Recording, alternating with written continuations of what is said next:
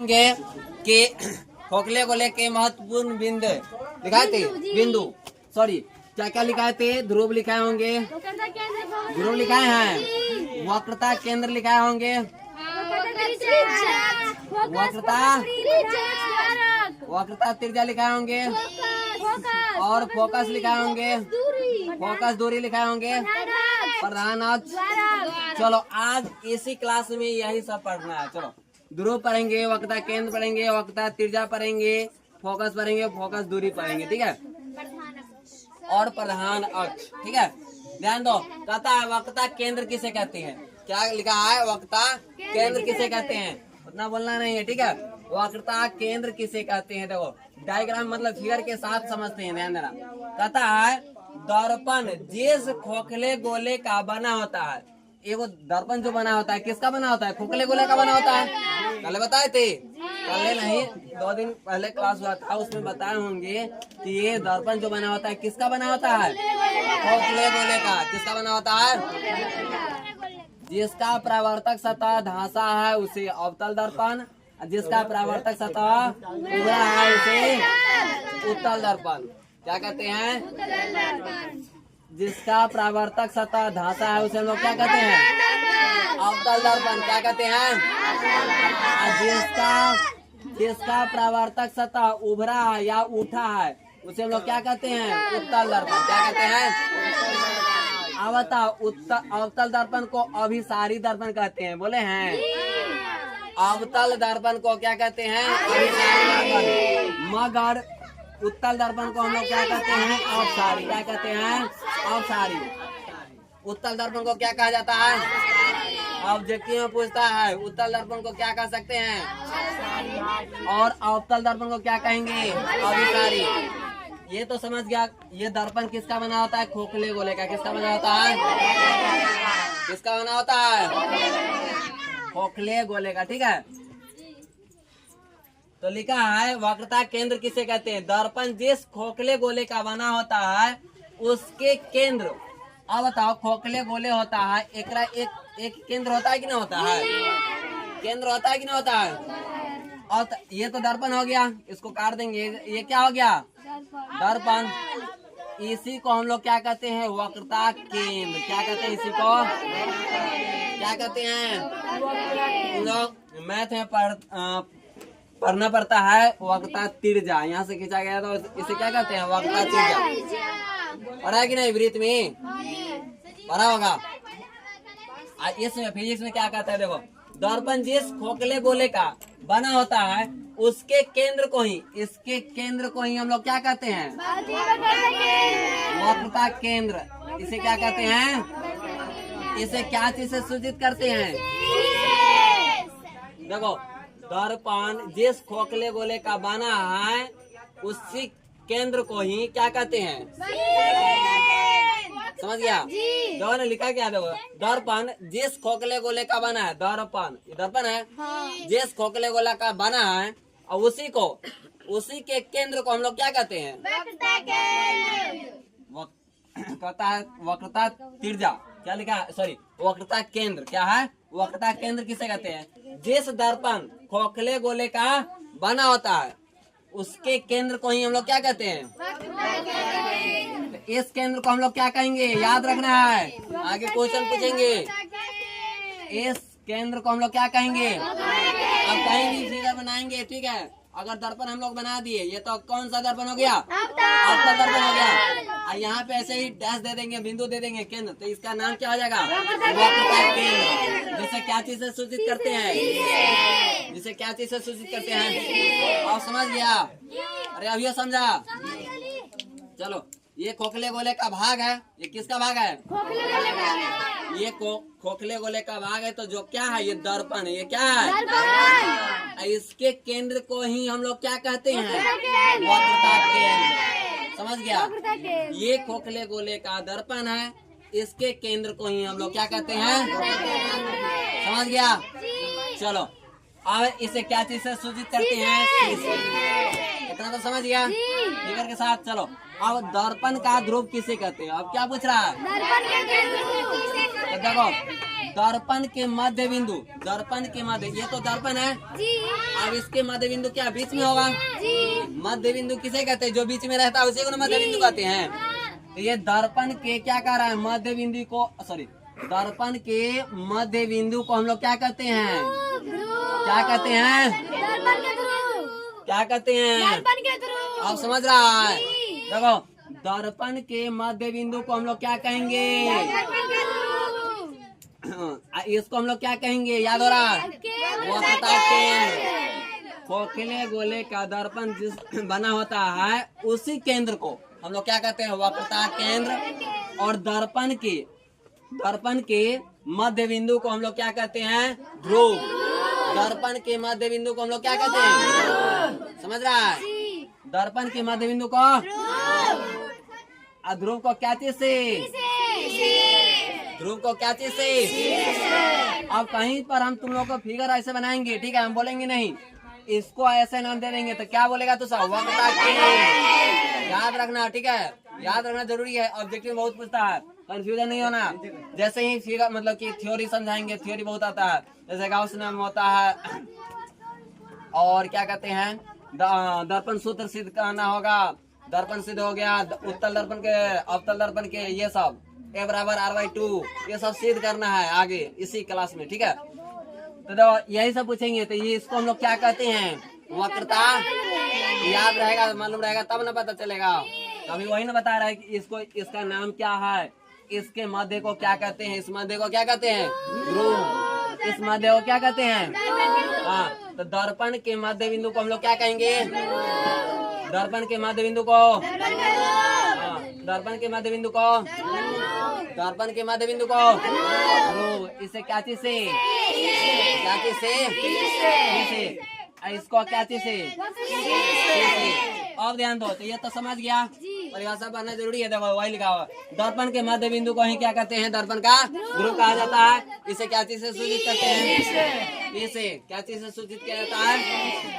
अब है प्रधान अक्ष। क्या है? प्रधान अक्ष। देखो, गोलीय दर्पण की वक्रता केंद्र, वक्रता केंद्र ये है, और क्या है? ध्रुव। ध्रुव से होकर जाने वाली रेखा को हम लोग क्या कहते हैं? आप समझ गया? जैसे ही देखो, ये तो हो गया अवतल दर्पण। कौन सा दर्पण? अवतल के उत्तल, जिसका प्रवर्तक सतह धंसा रहता है उसे हम लोग क्या कहते हैं? अवतल। पता है ना? अब तो नाम नहीं बोलना पड़ेगा। इसका नाम क्या है? ध्रुव। इसका नाम क्या है? इसे क्या चीज से सूचित करते हैं? इसका क्या नाम है? क्या चीज से? अब ये देखो, प्रधान अक्ष किसे कहते हैं? गोलीय दर्पण की वक्रता केंद्र और ध्रुव के बीच जाने वाली रेखा को क्या कहते हैं? आप तुम लोग कंफ्यूजन नहीं होना कि सर यहीं से यहीं तक जाएगा, नहीं रे। अब तुम्हारा मन यहाँ से यहाँ तक भी ले आ सकता है। इसको भी हम लोग क्या कहते हैं? प्रधान अक्ष। जहाँ से इन्फिनिटी तक ले जा सकता है, प्रधान अक्ष को कहाँ तक? इन्फिनिटी। इन्फिनिटी समझता है ना? अनंत होता है। समझ गया? तो आप बताओ, वक्रता केंद्र और ध्रुव के बीच में जाने वाली रेखा को हम लोग क्या कहेंगे? वक्रता केंद्र और ध्रुव के बीच में जाने वाली रेखा को, वक्रता केंद्र और ध्रुव के बीच में जाने वाली रेखा को प्रधान अक्ष क्या कहते हैं? ठीक है, कहेंगे वक्रता केंद्र और ध्रुव के बीच जाने वाली रेखा को क्या कहेंगे? देखो ना, कहीं से पारेंगे तो मगर किसके बीच में जाएगा? अरे वक्रता केंद्र से होकर जाता है और ध्रुव के बीच में जाता है, ज्यादा ही नहीं जाता है। इसको हम लोग क्या कहेंगे? क्या कहेंगे? प्रधान अक्ष। समझ गया? चलो, लिखा भी वही होगा। गोलीय दर्पण की वक्रता केंद्र और ध्रुव से होकर जाने वाली रेखा को हम लोग क्या कहते हैं? इसे हम लोग एक्स और एक्स डैश से क्या करते हैं? एक्स और एक्स डैश से क्या करते हैं?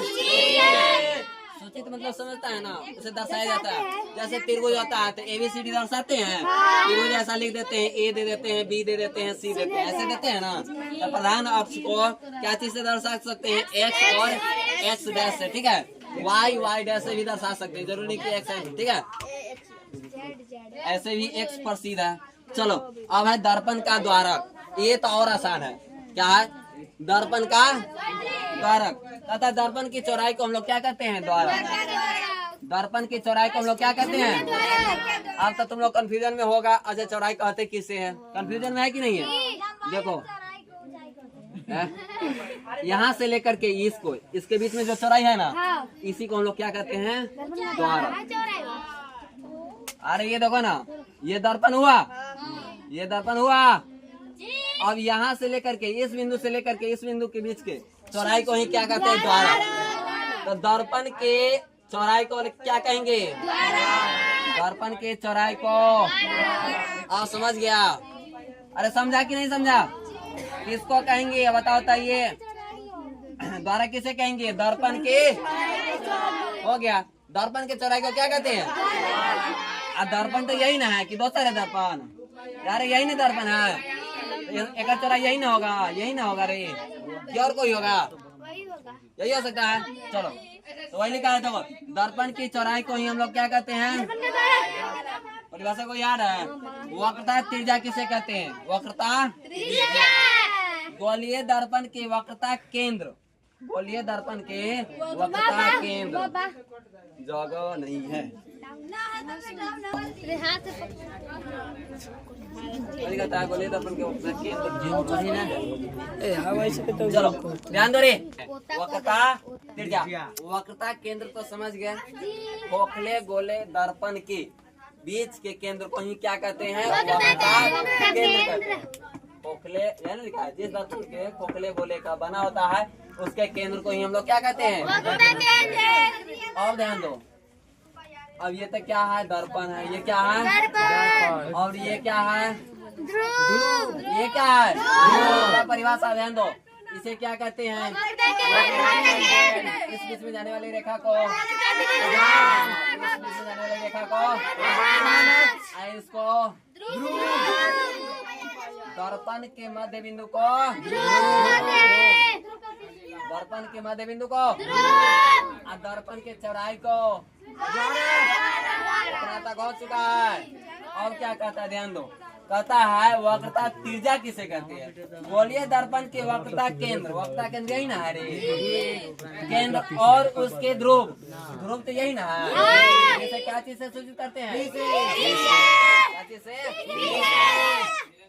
अब है वक्रता केंद्र और ध्रुव के बीच की दूरी को, इनके वक्रता केंद्र और ध्रुव के बीच के दूरी को, इन तो प्रधान अक्ष है ये है, मगर इसके बीच के दूरी को हम लोग क्या कहेंगे? वक्रता। क्या कहते हैं? वक्रता। तुम्हें पढ़ता होगा, पढ़ा कि नहीं? चलो तो वक्रता केंद्र से न रहता है, केंद्र से न रहता है रे, इसको क्या कहते हैं? त्रिज्या नहीं कहते हैं। कौन सी त्रिज्या? इसमें भी क्या है? वक्रता त्रिज्या को क्या चीज से सूचित करते हैं? इसमें भी क्या चीज से सूचित करते हैं? तो वक्रता केंद्र और ध्रुव के बीच के दूरी को हम लोग क्या कहते हैं? हुआ वक्रता केंद्र और ध्रुव के बीच के दूरी को हम लोग क्या कहते हैं? वक्रता केंद्र कहते हैं। वक्रता त्रिज्या कहते हैं। क्या कहते हैं? कितना बारी ने बोलता है कि हमको वक्रता केंद्र और ध्रुव के बीच के दूरी को हम लोग क्या कहते हैं? वक्रता त्रिज्या। क्या कहते हैं? वक्रता त्रिज्या। समझ में आ गया? देखो वक्रता केंद्र और ध्रुव के बीच के दूरी को वक्रता त्रिज्या कहते हैं। वक्रता केंद्र और ध्रुव के बीच के दूरी को वक्रता त्रिज्या कहते हैं। याद हुआ? याद हुआ? चलो अब यहाँ पे अब नीचे इसे क्या चीज से सूचित करते हैं? वक्रता त्रिज्या को क्या चीज से सूचित करते हैं? गोलीय दर्पण का फोकस या नवयान। गोलीय दर्पण का फोकस या गोलीय दर्पण के प्रधान अक्ष के समांतर, प्रधान अक्ष के यही ना, प्रधान अक्ष के समांतर, तो प्रधान अक्ष के समांतर, एक समांतर ये जाएगा।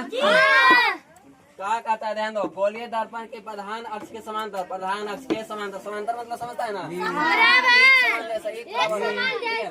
जितना मतलब जो प्रधान अक्ष जिधर जाएगा उसी की दिशा में जाएगा, उसी के समान होगा, ये टेढ़ी मेढ़ी होगा ना, वही। तो गोलीय दर्पण के प्रधान अक्ष के समांतर आती प्रकाश की किरणें परावर्तन के बाद, क्या कहता है, परावर्तन के बाद, परावर्तन के बाद प्रधान अक्ष जिस बिंदु पर मिलती है, प्रधान अक्ष यहाँ से अब जहाँ पे ये मिलेगा, कहीं पे तो मिलेगा ना, परावर्तन के बाद देखो, प्रधान अक्ष के समांतर प्रकाश की किरणें आने के बाद परावर्तन के बाद जिस बिंदु पर या मिलती हुई, इसी को हम लोग क्या कहते हैं, क्या कहते हैं, गोलीय दर्पण का फोकस कहते हैं, समझ गया? चलो, प्रधान अक्ष के समांतर आती हुई प्रकाश की किरणें, प्रधान अक्ष के समांतर आती हुई परावर्तन के बाद, क्या कहता है, प्रधान अक्ष के समांतर आती हुई प्रकाश के किरणें परावर्तन के बाद जिस बिंदु पर मिलती है या मिलती हुई प्रतीत होती है, उसी को हम लोग क्या कहते हैं, फोकस कहेंगे, या तो गोलीय दर्पण के फोकस कहेंगे या तो नव्यांतर कहेंगे। समझ गया? तो समझा? नहीं समझा तो ध्यान दो। ये है समझ गए दर्पण, ये क्या है, ये प्रधान, ये क्या है, प्रधान अक्ष, ये देखो प्रधान अक्ष के समांतर प्रधान प्रकाश की किरणें, ये कौन आ रहा है, क्या आ रहा है, प्रकाश के किरण, क्या आ रहा है, ये प्रकाश के किरण, किसके समांतर, प्रधान अक्ष, परावर्तन के बाद, है ना, परावर्तन के बाद जिस बिंदु पर मिलती है या मिलती हुई प्रतीत होती है, उसी को हम लोग क्या कहते हैं, नव्यांतर या समझ गया? दर्पण का दूसरा नाम क्या है, अभिसारी। अभिसारी का दूसरा नाम क्या है, मगर अवतल दर्पण को अभिसारी दर्पण क्यों कहा जाता है, नाम तो है पता, मगर क्यों कहते हैं? जैसे दूसरा किसी व्यक्ति का एक ओरिजिनल नाम होता है कि ना होता है, अगर सेकेंड नाम होता है तो सेकेंड नाम क्यों कहते हैं, उसको खूबी रहता है, अरे वैसा रहता है तब ना होता है, उसका दूसरा नाम होता है। अरे जैसे काला है तो काला रहता है तब ना काला कहते हैं, गोरका रहता है तो गोरका रहता है तब ना कहते हैं, कोई कारण तो है ना, इसका भी कोई कारण होगा, अरे इसका भी कोई कारण होगा तब ना दूसरा नाम है। अवतल दर्पण को अभिसारी दर्पण क्यों कहा जाता है, तो कोई कारण इसमें पूछ रहा है ना, क्यों कहा जाता है, कारण में पूछ रहा है। चलो जान लो, तो अवतल दर्पण की प्रधान अक्ष के समांतर, ये तो कौन सी दर्पण है, कौन सी दर्पण, अवतल दर्पण है। ये क्या कहता है, अवतल दर्पण के प्रधान अक्ष, इसको, इस लाइन को हम लोग कौन सी अक्ष कहते हैं, अरे कौन सी अक्ष कहते हैं, कौन सी अक्ष, ठीक, इसको हम लोग क्या कहते हैं, हाँ तो बिंदु कहते हैं, कौन सी, वक्रता केंद्र, क्या कहते हैं, वक्रता केंद्र, और इसको ध्रुव, क्या कहते हैं, दर्पण के मध्य बिंदु को क्या कहते हैं, दर्पण के चौराहे को हम लोग क्या कहते हैं, द्वारा। चलो इतना तो जानता है ना। अब कहीं इन्फिनिटी पर वस्तु रखा हुआ है, कहाँ पे रखा हुआ है, वस्तु मान लो कि है, चाहे नहीं हुआ नहीं हुआ। चलो अवतल दर्पण के प्रधान अक्ष के समांतर आती प्रकाश की किरणें किसके समांतर आ रहा है,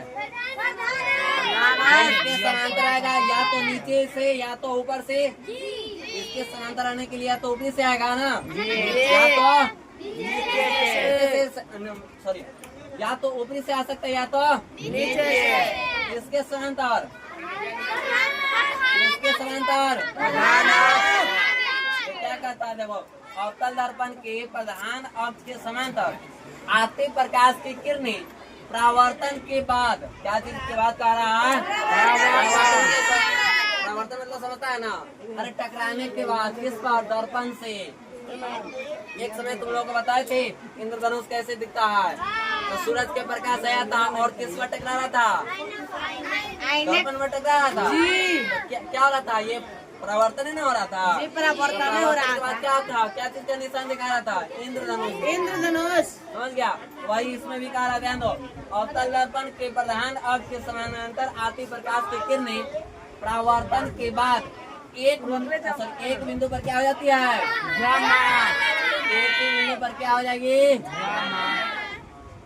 टकराने के बाद यहाँ से अब कोई भी, यहाँ से मान लो प्रधान अक्ष के बाद समांतर एक और आ रहा है, ये भी आएगा तो कहाँ? एक ही बिंदु पर आएगा। मान लो कि यहाँ से आ रहा है, फिर ये भी आएगा तो एक ही बिंदु पर। नीचे से भी यहाँ से आ रहा है तो ये भी क्या जाएगा? एक ही बिंदु पर। यहाँ से भी जाएगा तो एक ही बिंदु पर। यहाँ से भी जाएगा तो अरे कहीं से भी आएगा, मगर आएगा किसके समांतर? प्रधान अक्ष से आना चाहिए। प्रकाश की किरण किसके समांतर आना चाहिए? तो परावर्तन के बाद सब बिंदु कहाँ जाएगा? किरण एक ही बिंदु पर। एक नाम क्या है? फोकस। क्या है? फोकस। फोकस दूरी नहीं दे, इसको क्या कहते हैं? समझ गया? देखो क्या कहता है इसमें? अवतल दर्पण के प्रधान अक्ष के समानांतर आती प्रकाश की किरणें परावर्तन के बाद एक बिंदु पर क्या हो जाती है? होता प्रधान अक्ष के समांतर आती प्रकाश की किरण परावर्तन के बाद एक ही बिंदु पर क्या हो रही है? दोनों फिगर के साथ साथ परिभाषा है।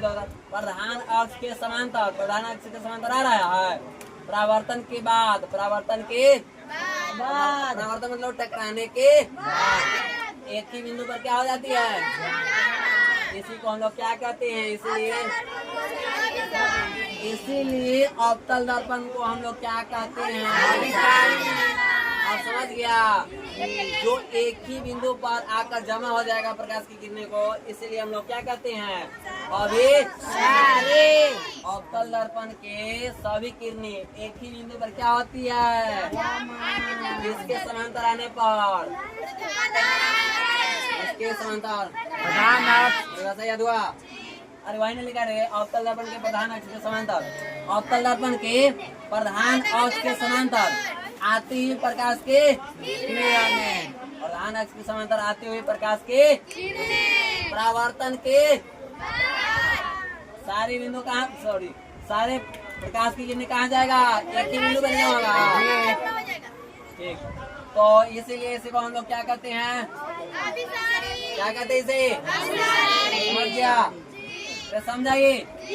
अब कहीं से भी टकरा कर जाएगा, मगर किसके समांतर जाएगा? प्रधान के। किसके समांतर जाएगा? और सारी किरणें कहाँ पे मिलेगा? एक ही बिंदु पर ना। सोचे कहना कि अवतल दर्पण में प्रधान अक्ष के समांतर आ रहा है, तो ये सारी किरणें कहाँ पे मिलेगा? या एक बिंदु पर। इसका नाम क्या है? फोकस पर। क्या नाम? वही हमें पूछेगा, ध्यान दो। वही हमें पूछेगा कि अवतल दर्पण के प्रधान अक्ष के समांतर प्रकाश की किरणें आती हुई प्रतीत होती है और परावर्तन के बाद सब कहाँ पे जाके मिलेगा? एक ही बिंदु पर, जिसका नाम क्या है? फोकस। तो तुम सबको जवाब देना क्या है? फोकस पर सभी बिंदु मिलेगी, वहीं पे क्या हो जाएगी? जमा। तो हम लोग क्या यूज करते हैं? सोलर कुकर में नहीं होता है सोलर को, ये कौन सी दर्पण आता है? अवतल दर्पण। क्यों? सारी प्रकाश की किरण क्या करता है? एक बिंदु पर आके जमा करता है। समझ गया? अब एक बिंदु पर जमा होगा तो यहाँ पे प्रकाश की किरण तेज होगा कि कम होगा? तेज ना होगा। आप समझते हैं? तो ये समझ गया नरवीन? अब क्यों कहता है अभिसारी? तो क्या कहेगा? तो ये प्रधान अक्ष के समांतर आती हुई प्रकाश की किरण परावर्तन के बाद सारी बिंदु क्या पे मिल जाती है? एक बिंदु पर। सारी बिंदु एक बिंदु पर, इसलिए क्या कहते हैं? अभिसारी। इसलिए अवतल दर्पण को अभिसारी कहा जाता है। सब मतलब सभी इसका प्रकाश की किरणें एक ही बिंदु पर जमा हो जाती है, इसलिए इसको क्या कहते हैं? अभिसारी। समझ गया? अब उत्तल दर्पण को अब सारी दर्पण क्यों कहा जाता है? चलो, उत्तल दर्पण के प्रधान अक्ष के समांतर आते प्रकाश की किरणें परावर्तन के बाद एक बिंदु से क्या हो जाती है, फैलती हुई। ये एक बिंदु पर जमा होती थी, मगर ये क्या होगा, ये किसके समांतर आ रहा है, प्रधान अक्ष के, और ये टकराने मतलब टकराने को उसे क्या कहते हैं, परावर्तन। क्या कहते हैं, परावर्तन। के बाद क्या हो रहा है, फैल रहा है ना, कहीं से भी टकराएगा तो ये क्या होगा, फैलेगा, टकराएगा फैलेगा, ठीक है। यहाँ से भी आएगा तो टकराएगा और वापस जाएगा, टकराएगा वापस जाएगा। एक बिंदु पर मिल रहा है जी, एक बिंदु पर मिल रहा है जी, कहाँ एक बिंदु पर मिल रहा है रे, टकराने के बाद फैल रहा है कि एक बिंदु पर मिल रहा है, ये फैलता है। टकराने के बाद एक बिंदु पर किसमें मिलता है रे, अवतल पर मिलता है। टकराने के बाद एक बिंदु पर मिल रहा है तो किसमें मिलता है, अवतल दर्पण। अब अगर इसमें तो होता है एक बिंदु पर मिल रहा है, इसीलिए सॉरी उत्तल दर्पण को क्या कहते हैं, टकराने के बाद फैलता है उसे अपसारी, और जो टकराने के बाद एक बिंदु पर मिलता है उसे अभिसारी। टकराने के बाद फैलता है उसे अपसारी, और टकराने के बाद जो एक बिंदु पर जमा होती है या मिलती है उसे अभिसारी।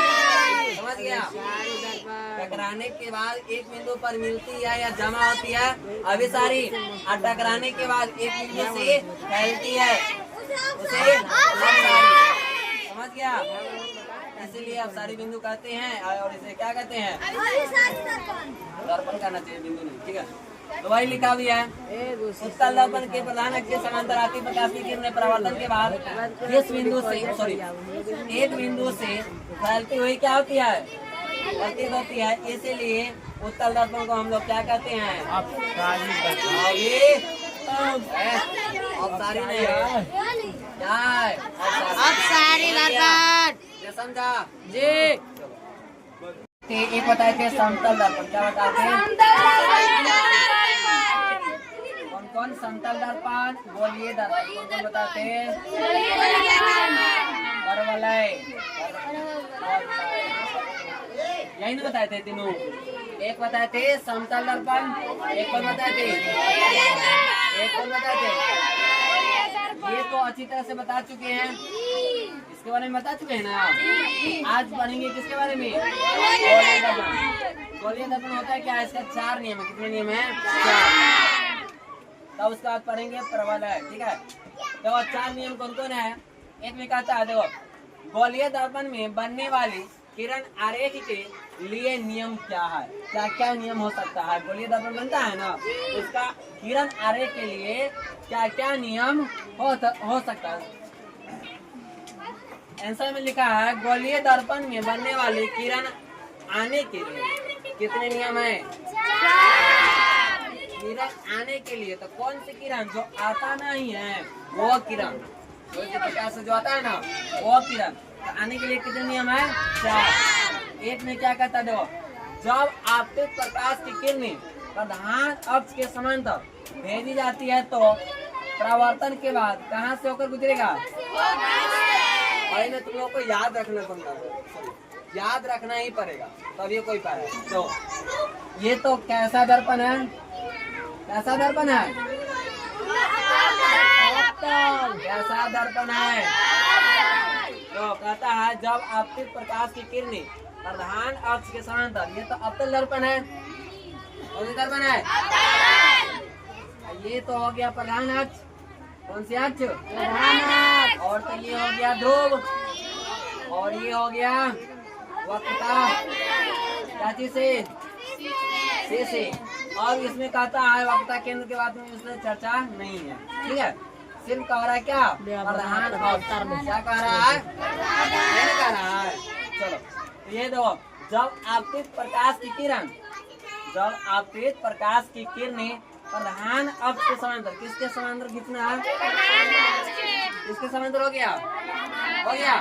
अरे कहीं से यहाँ नीचे से भी हो सकता है, प्रधान अक्ष के समांतर, जरूरी नहीं कैसा चित्र बनेगा, ऐसे भी बन सकता है, यहाँ से भी बन सकता है, यहाँ से भी बन सकता है, यहाँ से भी बन सकता है, कहीं से भी बन सकता है, ठीक है।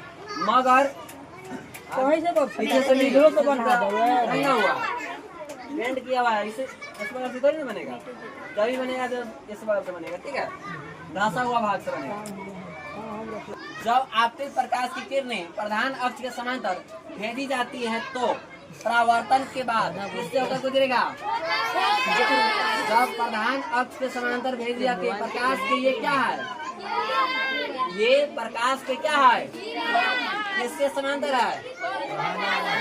किसके समांतर है? और इसके बाद परावर्तन के बाद कहाँ से होकर गुजरेगा? कहाँ से होकर गुजरेगा? ध्रुव से कहाँ से जाएगा? प्रधान अक्ष के समांतर भेजी जाती है ना, तो टकराने के बाद परावर्तन के बाद किससे होकर गुजरेगा? किससे होकर गुजरेगा? ध्रुव नहीं, ध्रुव तो यहाँ पे है दर्पण के बीच, ठीक है। तो प्रधान अक्ष के समांतर प्रकाश की किरणें भेजी जाती है तो परावर्तन के बाद किससे होकर गुजरेगा? किससे होकर गुजरेगा? याद रहेगा? तो प्रधान अक्ष के समांतर भेजी गई प्रकाश के किरणें परावर्तन के बाद पता किरनी अल्लाह करेगा। प्रधान अक्ष के समांतर भेजी गई प्रकाश के किरणें परावर्तन के किससे होकर गुजरेगा? प्रधान अक्ष के समांतर भेजी गई प्रकाश के किरणें परावर्तन के बाद किससे होकर गुजरेगा?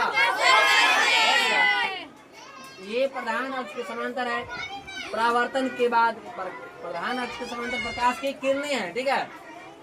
और परावर्तन के बाद किससे होकर गुजरेगा? किससे होकर गुजरेगा? समझा है ना? कहीं से हम भेजेंगे तो किधर से जाएगा? कहीं से भी भेजेंगे तो समझ गया? तो इसमें चित्र अनुसार दर्शाया गया है। ये प्रधान अक्ष के समांतर जा रहा है प्रकाश की किरण, टकराने मतलब परावर्तन के बाद किससे होकर गुजर रहा है? एफ लिखा रहेगा तो फोकस, सी रहेगा तो वक्रता, समझ गया ना? डी रहेगा तो समझ गया? वस्तु रहेगा तो ए दे देंगे या बी दे देंगे, वस्तु लिखा रहेगा मतलब यहाँ पे वस्तु खा रहा है तो या तो ए रहेगा, वाई रहेगा, बी रहेगा, कुछ भी नाम दे देंगे, ठीक है। मगर सी रहेगा या एफ रहेगा उसका नाम तो बता चुके हैं। सी का क्या नाम होता है, एफ का क्या नाम होता है, पी का क्या नाम होता है, बता चुके हैं ना। चलो, और एच एक्स किसका नाम होता है? दर्पण का किसका नाम होता है? बताए थे। एक्स किसका नाम होता है? दर्पण का होता है। तो इसमें ये तो समझ गया, ये समझ गया ना? प्रधान अक्ष के समांतर जाने वाले प्रकाश की किरण परावर्तन के बाद किससे होकर गुजरता है? फोकस। दूसरा, जब आपतित प्रकाश की किरणें को वक्रता, अब देखो, जब आपतित प्रकाश की किरणें को वक्रता केंद्र से भेजा जाता है। अब किससे भेज रहे हैं? अभी तो प्रकाश हमेशा प्रधान अक्ष के समांतर जाएगा। क्रम ये जाएगा, हम नीचे भी जा सकते हैं, ऊपर भी जा सकते हैं, जिधर मन किधर जा सकता है। तो अब इसको हम गुजार रहे हैं कहाँ से? वक्रता केंद्र से। कहाँ से गुजार रहे हैं इसको? आप प्रकाश की किरणें आ रही है प्रधान अक्ष के समांतर नहीं आ रही है, इसके मतलब किससे होकर गुजर रहे हैं? वक्रता। इसमें लिखा ना है, जब आपतित प्रकाश की किरणों को वक्रता केंद्र से भेजा जाता है तो परावर्तन के बाद अपनी ही रास्ते पर क्या हो जाती है?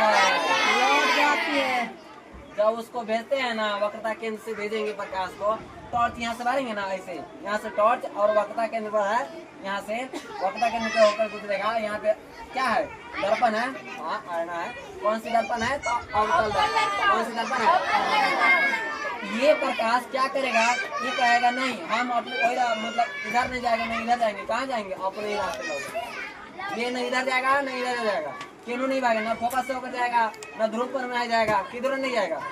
अपने ही रास्ते क्या हो जाएगी? जो रास्ते आएगा वही रास्ते क्या हो जाएगा? चल जाएगा। तो कब लौटेगा? वक्रता केंद्र से गुजारेंगे तो। इतना याद रखना, अपने रास्ते पे कब लौटेगा? जब वक्रता केंद्र। अब समझ रहा है? प्रधान अक्ष के समांतर गुजारेंगे तो परावर्तन के बाद कहाँ से जाएगा? फोकस से कहाँ से जाएगा? फोकस से। प्रधान अक्ष के समांतर जाने वाली प्रकाश की किरणें परावर्तन के बाद कहाँ से जाएगा? फोकस से। मगर वक्रता केंद्र से गुजारेंगे तो किधर जाएगा? अपने रास्ते। जो रास्ते आएगा वही रास्ते क्या हो जाएगा? समझा? आगे प्रकाश मान लो कि टॉर्च है, क्या है? टॉर्च। अब इसको हम जलाए ना, ठीक है। यहाँ पे एक मान लो कि दर्पण है। कौन सा दर्पण? अवतल दर्पण। कौन सा दर्पण है? अवतल दर्पण लिया ना, ठीक है। टॉर्च रखना, ठीक है। वहाँ पे एक ऐसा केंद्र बनाना है जहाँ पे क्या होना चाहिए? वक्रता केंद्र। ऐसा अब देखो, मान लो कि गोला एक अवतल दर्पण लाया, ठीक है। एक गोला दर्पण लाया ना, अब इसको क्या करेंगे? बीचे बीचे शीशा को तोड़ देंगे, ठीक है। ऐसा कौन दर्पण लेंगे? ये वाला नहीं लेंगे। कौन लेना है? अवतल दर्पण लेना। कौन लेना है? और बीच में जैसे ही फोड़ेंगे तो बीच में कोई केंद्र होगा, वही में क्या हो गया? वक्रता केंद्र। यही ना हो गया? जो केंद्र होगा वही वक्रता केंद्र हो गया। अब इसी के अनुसार, अब ये तो ये मिट जाएगा। अब इसी के अनुसार यहाँ पे एक टॉर्च रखेंगे जो सामने सामने रहेगा, ठीक है। इस टॉर्च को रखने के बाद टॉर्च को जलाएंगे तो ये कहाँ से होकर गुजरेगा? वक्रता केंद्र से। अब यही गुजरेगा तो अपने ही रास्ते पर क्या करेगा? ये ना तो जाएगा फोकस पर जा सकता है, ना ही ध्रुव पर जा सकता है, मगर जा तो सकता है सिर्फ कहाँ? अपने ही रास्ते पर, ठीक है। तो टकराने के बाद वो अपने ही रास्ते पर क्या जाती है? लौट जाती है। समझ गया? चलो तो समझा रही? तीसरा नंबर में याद रखना, ठीक है। फर्स्ट याद रहेगा, प्रधान अक्ष पे जाता है तो फोकस होकर गुजरता है, और वक्रता केंद्र से जाएगा तो अपने ही रास्ते में क्या हो जाती है? लौट जाती है। अब तीसरा, जब आपतित प्रकाश की किरणों को फोकस से भेजा जाता है। अब कहाँ से भेज रहे हैं? ये फोकस से भेज नहीं रहे हैं, ये भेज किसके समांतर भेज रहे हैं? प्रधान अक्ष। भेज किसके समांतर है? गुजर रहा है किसके समांतर? फोकस से होकर गुजर रहा है, ठीक है। अब क्या कहता है? अब भेजना, मतलब भेजना है। अब तो अब पता है, जब आपतित प्रकाश की किरणों को फोकस से भेजा जाता है, कहाँ से भेजेंगे? फोकस से। ये तो हो गया अवतल दर्पण। क्या हो गया? ये हो गया प्रधान अक्ष। यहाँ पे हो गया फोकस। क्या हो गया? अब किसके समांतर भेजना है? अरे इसमें लिखा क्या है? अब किसके समांतर भेजना चाहिए? प्रधान और इसके समांतर में जाना चाहिए। किसके? फोकस। किसके? तीसरा नियम है, अवतल नहीं है, ठीक है। प्रधान इसमें याद रखना। चलो ध्यान दो। तो फोकस से होकर गुजारेंगे ना तो ये प्रधान अक्ष के क्या हो जाएगा? समांतर। देखो फोकस से गुजारेंगे तो किसके समांतर हो जाएगा? फोकस से गुजारेंगे तो वहीं से, अब यहाँ से भी गुजारेंगे तो फोकस है ना, तो ये भी जाएगा किसके समांतर? किसके समांतर जाएगा? वहीं से भी गुजारेंगे, मगर जाना चाहिए किससे? वहीं से भी गुजारेंगे मगर जाना चाहिए किससे? फोकस। उसके बाद टकराने के बाद, परावर्तन के बाद वो गुजरेगा किसके समांतर? समझ रहा है? देखो फोकस से होकर जाता था, आप फोकस से गुजार रहे हैं तो किसके समांतर जा रहा है? ये नियम एक जैसा है, क्या उल्टा है कि नहीं है? ये प्रधान अक्ष के समांतर गुजारेंगे तो फोकस से होकर गुजरेगा, ठीक है। इसको क्या फोकस से होकर गुजारते हैं तो प्रधान अक्ष के समांतर जाता है। समझ गया? फोकस से गुजारेंगे तो किसके समांतर हो जाएगा? फोकस से होकर गुजारेंगे तो किसके समांतर? वक्रता केंद्र से होकर गुजारेंगे तो कौन है वक्रता केंद्र पर? वह सोने का ना वक्रता केंद्र पर लौटेगा। वक्रता केंद्र से गुजारेंगे तो वक्रता केंद्र से गुजारेंगे तो आप प्रधान अक्ष के समांतर गुजारने पर तो किससे होकर गुजर जाएगा? प्रधान अक्ष के समांतर गुजरने पर किससे होकर? फोकस। किसके? फोकस।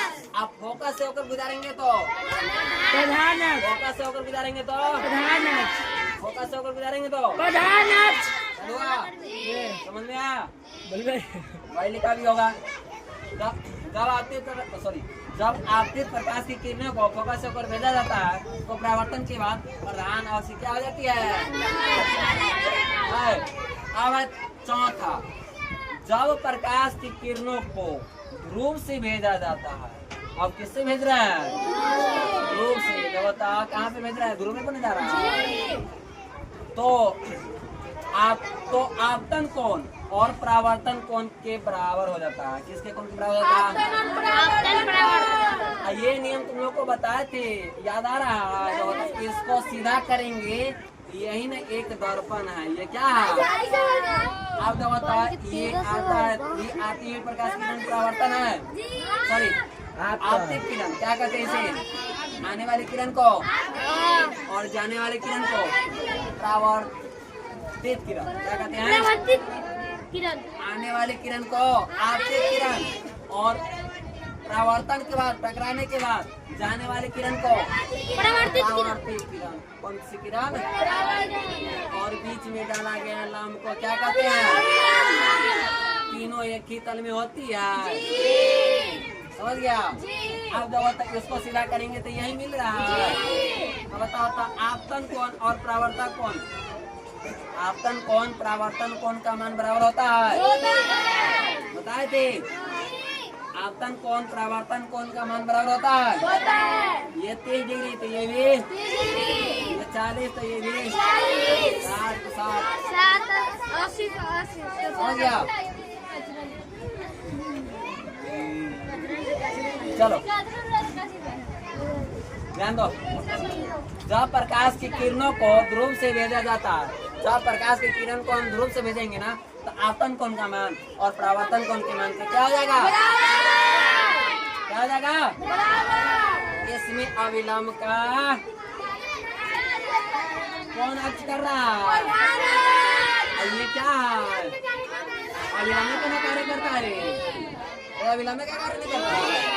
अविलंब का कार्य करने वाला व्यक्ति कौन है? ठीक, समझ गया? चलो फिर से रिपीट कर दे। प्रधान अक्ष के समांतर भेजी गई प्रकाश की किरण को किससे होकर जाएगी? प्रधान अक्ष के समांतर भेजी गई प्रकाश की किरण को परावर्तन के बाद किससे होकर गुजरेगी? अब कोई उसी को उल्टा करते, ठीक है? जब फोकस से भेजी गई किरण को किसके समांतर जाएगी? फोकस से भेजी गई किरण को किससे समांतर जाएगी? जब वक्रता केंद्र से भेजी गई किरण को तो कहेगा क्या?